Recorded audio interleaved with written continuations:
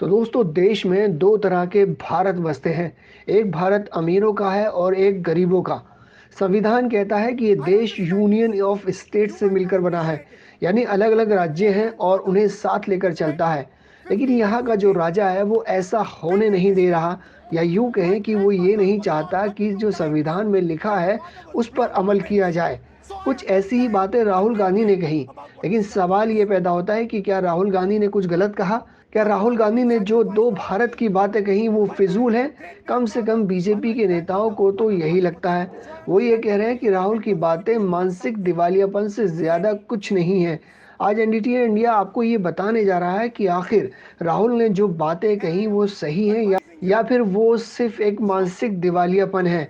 लेकिन सबसे पहले आपको अरुण जेटली का ये बयान सुनना चाहिए, क्योंकि इसी बयान से आपको ये पता चलेगा कि कल राहुल गांधी ने जो बोला उसमें कितनी सच्चाई है और वो कितना मानसिक दिवालियापन है।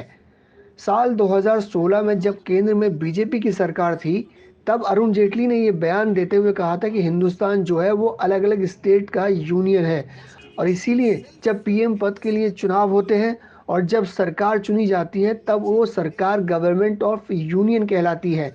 लिहाजा यहाँ जेटली का 8 साल पुराना बयान ये दिखाता है कि राहुल गांधी ने जो कहा वो सही कहा।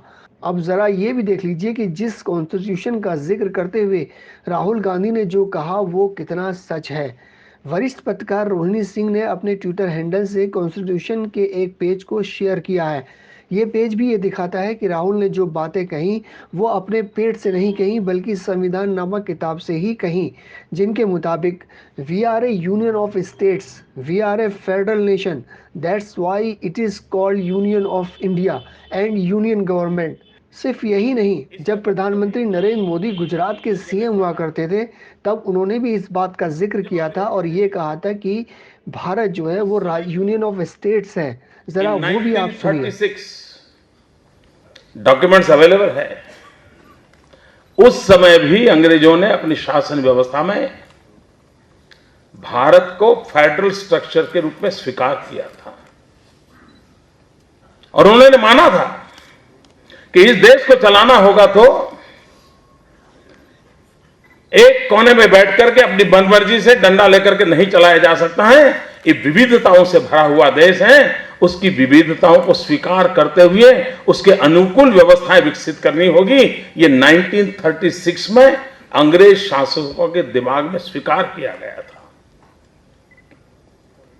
अब जब भारत का संविधान बना तो इस मूलभूत बात को स्वीकार किया गया, और इतना ही नहीं, उसको इस रूप में स्वीकार किया गया है कि जब केशवानंद भारती के लेकर के जब सुप्रीम कोर्ट में विवाद चला तो सुप्रीम कोर्ट का जो जजमेंट है उस जजमेंट में बड़े आग्रह पूर्वक और बड़े वजन के साथ कहा गया है कि हिंदुस्तान की पार्लियामेंट भी संविधान की इस आत्मा को बदल नहीं सकती है जो फेडरल स्ट्रक्चर में निहित है। न कोई डाइवर्ट कर सकता है, न कोई डाइल्यूट कर सकता है। ये शब्द सुप्रीम कोर्ट के हैं और इसलिए भारत के विकास के लिए संघीय ढांचे की व्यवस्था को सर्व स्वीकृति से माना गया है। हर फॉरम में उसको स्वीकृति मिली हुई है।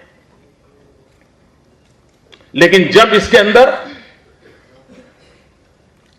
निहित स्वार्थ जुड़ जाता है, सत्तावादी मानस उसके अंदर जुड़ जाता है, तब संकट पैदा होना शुरू हो जाता है।